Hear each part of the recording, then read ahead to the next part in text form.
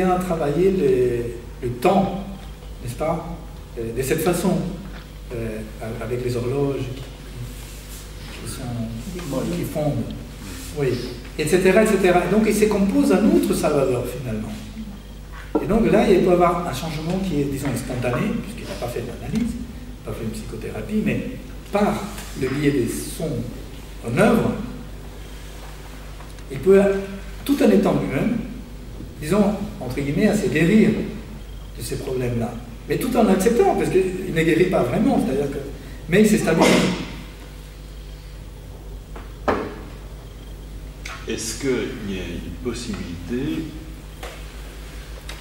que, parce que l'ami en question, dans ses phases maniaques, par exemple, elle claquait 5 mois de salaire en une soirée. Et donc, évidemment, pour elle, c'est intéressant d'être calmée, quoi. Oui, bien sûr. Ça lui coûte cher. Bien sûr. Est-ce qu'il y a une possibilité que la thérapie, un jour, lui permette de se passer des médicaments parce qu'on lui a prétendu que non, c'est le médoc à vie, et puis voilà.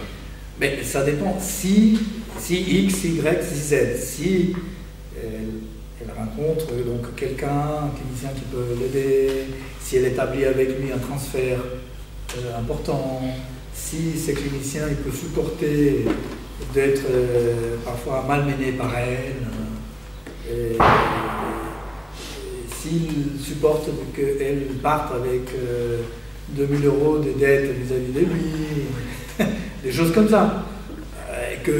S'il supporte l'angoisse de savoir qu'elle peut se suicider, j'invente, hein, le week-end, etc.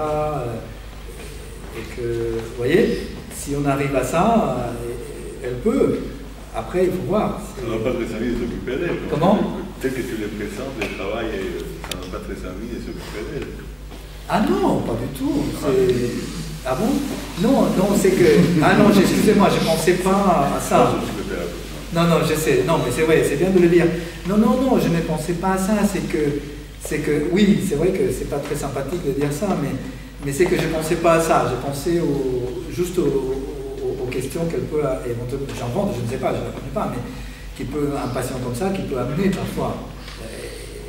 Mais non, mais c'est vrai, c'est quelqu'un qui peut créer aussi un lien de confiance avec elle, oui, bien sûr.